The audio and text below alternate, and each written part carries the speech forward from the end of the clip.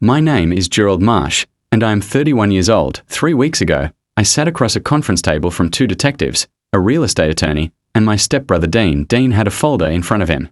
Legal documents. My mother's house. Her signature, or something meant to look like it. He slid it toward me and said, "Sign this. It's already done." I looked at it. I nodded slowly. I said, "I'll think about it."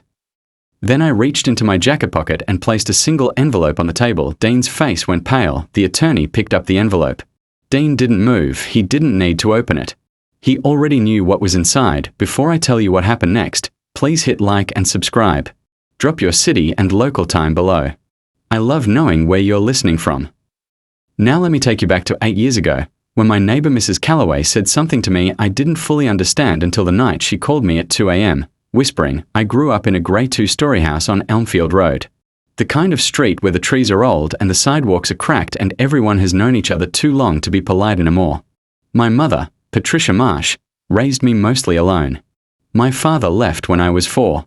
Dean, her son from before my father, was 8 years older than me and never let me forget it, but our neighbor, Mrs. Evelyn Calloway, was the still point at the center of that street. She was 72 when I was 16. She wore the same green cardigan every Saturday. Her kitchen smelled like black coffee and cedar wood. She kept a small cedar box on the counter that had belonged to her late husband. She never explained what was inside it. She never had to. Her floors creaked in a specific way, a low groan near the back hallway, and I knew that sound better than I knew my own bedroom. I spent more time there than I should have. More time there than Dean thought was normal. Mrs. Calloway had a garden behind her house. She grew tomatoes and something she called insurance roses, thick-stemmed, red as blood, planted along the back fence. She said, "Gerald, things that are worth keeping need roots. Deep ones. The kind you can't see." I thought she was talking about the roses. I wasn't listening carefully enough. My mother had been diagnosed with early-stage Parkinson's the summer I turned 17. It was slow at first, a tremor in her right hand, a hesitation before she spoke. But Dean noticed it before I did. And Dean, I would learn, noticed it the way a man notices an opportunity. He had moved back in 2 years earlier, ostensibly to help out. He took over paying certain bills. He started coming to my mother's doctor appointments. He introduced himself as her primary caregiver, which was not entirely inaccurate, and not at all what it sounded like. I was in college. I was young. I told myself Dean was doing the right thing. Mrs. Calloway watched him the way she watched the weather. Quiet. Patient. Measuring the pressure without saying a word. One evening in late October, the light orange and thin, the first real cold coming through, she handed me a cup of coffee and said, "Your mother has things that matter, Gerald. Make sure you know where they are." I said, "Like what?" She said, "Like what's hers." I didn't push. She didn't explain. And I drove back to my apartment and didn't think about it again for almost 4 years. My mother's condition progressed faster in her final 2 years. By the time I moved back home, I was 26, she was 60. She needed help every day. Real help. Not forms filled out, not appointment scheduled, help. I gave it to her. I was there. Dean was there too, but differently. He was there the way a contractor is present at a building site, measuring, estimating, deciding what things are worth. She passed on a Tuesday morning in March. Quiet. In her own bed. I was holding her hand. Dean arrived 3 hours later. He was wearing a blazer. He had a notepad. He walked through the house slowly, the way people walk through real estate. He paused at the doorway of her bedroom. He didn't cry. He said, "We'll need to talk about the property." That's the word he used for everything that used to be love. For days after the funeral, I was sleeping in my old room when I heard voices downstairs. Dean and a man I didn't recognize. Low voices. Business voices. I stayed at the top of the stairs and listened. He walked through the house slowly, the way people walk through real estate. He paused at the doorway of her bedroom. He didn't cry. He said, "We'll need to talk about the property." That's the word he used for everything that used to be love. For days after the funeral, I was sleeping in my old room when I heard voices downstairs. Dean and a man I didn't recognize. Low voices. Business voices. I stayed at the top of the stairs and listened. I thought about that cedar box on her kitchen counter. I had never once opened it. But suddenly I understood that she had wanted me to, Have you ever had to stay silent to protect yourself even when every part of you wanted to speak up? Tell me in the comments. I read them. In the weeks after, Dean began quietly consolidating. He changed the utilities to his name. He had the mail forwarded. He spoke to the neighbors with a kind of easy ownership, the way a man speaks about land he already considers his own. I watched. I said very little. I was invisible to him, and I decided to use that. I kept my mother's small things safe. Her jewelry box. A folder of receipts and old insurance papers she kept in the bottom of her nightstand. A photograph of her and my father, taken 3 months before I was born. He didn't know about any of it. He wasn't interested in things that didn't have dollar signs attached. I made one phone call, quietly, from my car, parked 2 blocks from the house. I called Mrs. Calloway. "I've been expecting you," she said. She wasn't surprised. She wasn't even alarmed. She said, "Come by tomorrow morning. Early. Before Dean is up." I arrived at 6:45 a.m. The street was still grey with early light. She let me in without a word, poured 2 cups of coffee, and set the cedar box on the kitchen table. She opened it.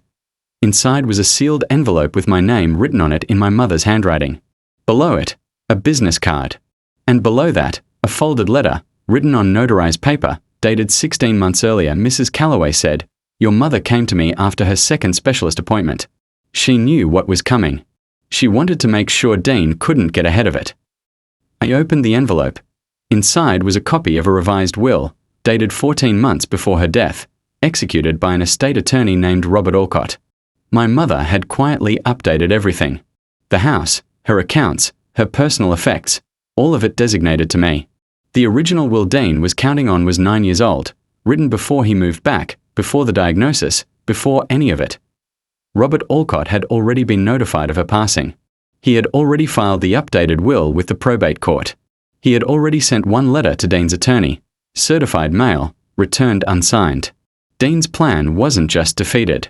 It had been defeated before it started, and if you haven't already, hit that subscribe button, because this story is about to turn. That same evening, I was in the kitchen when I heard Dean on his phone in the hallway. He didn't know I was there. He said, "Closing is set for the 15th. Gerald doesn't know anything. The old will is what stands. I had it verified. Equity is somewhere between 240 and 260. After your fee, I'm looking at 180 clear. No, he won't contest it. He doesn't have the money or the spine." I went back to the kitchen. I finished washing the dishes. My hands were steady. I texted Robert Alcott 2 words, "He's moving." He replied in 4, "Court date is set." That night, I watched Dean watch television. He laughed at something. He ordered food. He fell asleep on the couch by 10:30. He was sleeping well. He thought he had won. I knew something he didn't. The call came at 2:07 a.m., not from an attorney. Not from the court, from Mrs. Calloway. "Gerald."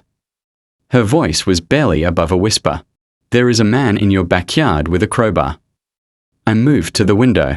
She was right. A figure near the back fence, near my mother's insurance roses, crouching by the small garden shed where we kept the lawn equipment. I called the police. Non-emergency. Calm voice. They arrived in 11 minutes. The man was Dean's business partner, the same one from the hallway conversation. He had been trying to access a small storage lockbox bolted to the interior shed wall. Inside it, a second copy of the original will, which Dean had placed there weeks ago for safekeeping, intending to use it as evidence that this was the true document.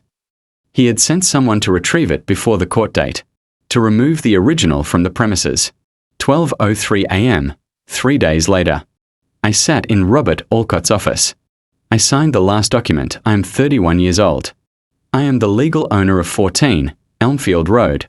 At the probate hearing, Dean arrived with his folder. He was calm, prepared, certain. The judge asked his attorney to present the will. His attorney presented the 9-year-old document. Robert Alcott presented the updated one. Notarized. Witnessed. Filed. Dean looked at me across that table like I was still the quiet younger brother he'd always managed. I wasn't. I hadn't been for 14 months. His attorney asked for an adjournment. It was denied. Dean said nothing. He just closed his folder. Slowly. Like the sound of something ending. Mrs. Calloway used to say, "Things that are worth keeping need roots. Deep ones. The kind you can't see. I always thought she was talking about her garden. She wasn't. She meant my mother. She meant the quiet, invisible work my mother had been doing for over a year, not to fight Dean, but to make fighting unnecessary. She planted everything before she got too sick to tend it.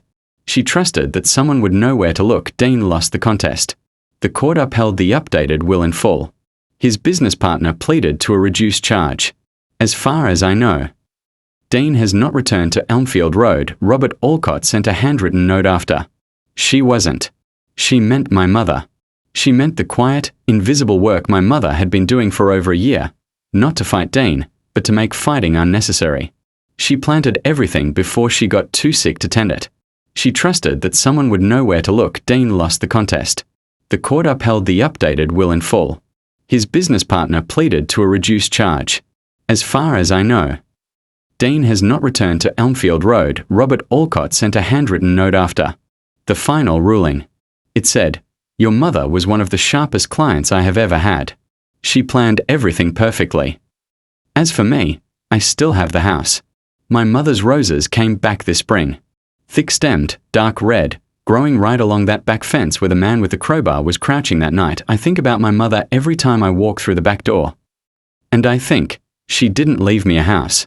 She left me proof that love, when it's patient and quiet and purposeful, doesn't need to announce itself. If you've ever had someone protect you in a way you didn't understand until much later, I want to hear about it. Tell me in the comments, and if this story stayed with you, please subscribe. There are more to come.